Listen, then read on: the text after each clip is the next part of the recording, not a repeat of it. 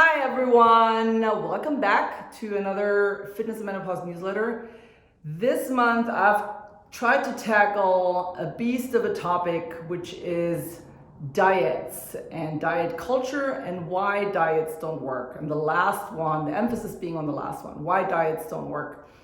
And because it is, in my experience, and I truly believe this, it is at the core of most people's weight loss efforts.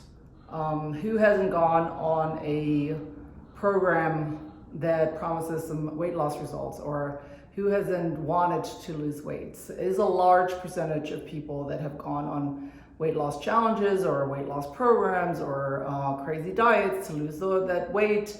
And the sad part is that they just don't work. And the science is pretty clear on it. Weight loss efforts, weight loss programs that purely focus on weight loss and that restrict calories for an incredible amount of time, or that cut out entire food groups, or that any of the fats, you've heard them all, right? And then all the fitness apps that are available now, and diet apps that aren't diets, that sell themselves as lifestyle apps, such as Noom or any of those. They are all well disguised diets, and diets don't work.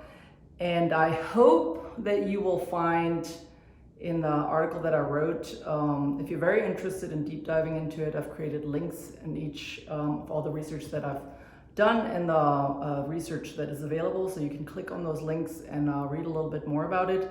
But in essence, wanted to give you a tiny little summary, which is diets don't work. That is the summary. And I know that sounds really easy to say, but we really have to kind of deconstruct the decades at our age, right? 40s, we've been 50s, 60s. We've been at this for a couple of decades now, and you probably, maybe not you, but I'm saying you as a general, have been, by the time we're in our 40s, most people have gone through at least a handful of diets. And the reason why that is because diets don't work. I always ask people when they tell me they're going to try this diet that used to work for them, why do you go on that diet again if it worked? Because if it worked, you wouldn't have to get on that diet again, right? So just think about that for a second. If something worked, you don't have to do it again. Either you're able to sustain that diet or exercise regimen, or you have to get off of it because it's unsustainable, at which point you either will gain the weight back, well actually you probably will gain the weight back, and then you just messed with your body and how your body normally works and your metabolism and how things are normally structured to work. You just put a little dent in it. And every time you get on that next diet, you create a larger circle of weight gain. And by the time you've gone through a couple of those yo-yo diets, you've now successfully messed with your body enough that it is very difficult to lose weight and keep the weight down without extreme measures, which again, go back to it, doesn't work, right? So the more extreme measures you do, at some point your body just levels out and it doesn't want to play around anymore. The science actually is pretty clear on it. For every diet you go on, women are and especially for women, twice as likely to gain it right back.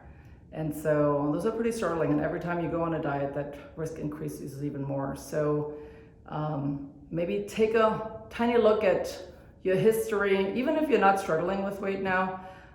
It's overcoming that mindset that if I just do this, like maybe if I tweak this, if I do this, then I'm gonna get those results. And we're bombarded with those messages every day. And so it is very successful because you're always made to feel guilty. Like if you don't try this, then you've let yourself down. Like you don't have any self-control because you're not following this program, or we're being made to feel like we are in control of this. And why aren't we able to lose those pounds? Even if, you might, it just depends on How many pounds do you want to lose? Also, what is it that weight loss? That's another question I always like to ask. What happens when you lose that weight? What happens? Is there some magic rainbow appears and you're happiness finally is achieved? Do you stop doing what you're doing that got you there? Like, those are questions to really think about, because we attach something to this weight, this goal weight, that is whatever that may be for different people, different weights, right? But what is attached to that goal weight? Why do we want to get there, and what is there? What is at that end that we want to reach it so bad? And if you're honest with yourself, most of the time it's not the actual weight. It's maybe the capability of being able to do something. Like, I just want to be able to go up the stairs and not feel out of breath, or I want to pray with my children or grandchildren, or I want to be able to do this. So a lot of times we get stuck on the weight, but the goal in the end is like what we're looking for is like that feeling happier and better is generally attached to a change in capability, which comes from fitness and from movement and from strength training. It doesn't come from a weight loss challenge or a weight loss diet. It comes from you increasing your fitness parameters.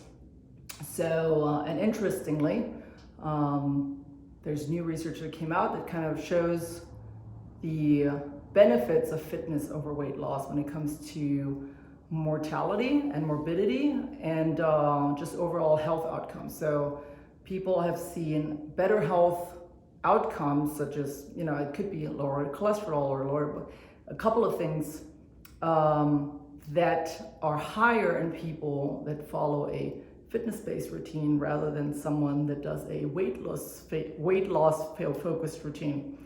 And so it just highlights all of the good things. So this month, that's what I want to cover. I would love to open up the conversation about this. So if you want to comment on it, or email me with questions, or send me a message on social media, check it out. I'd love to hear what you think.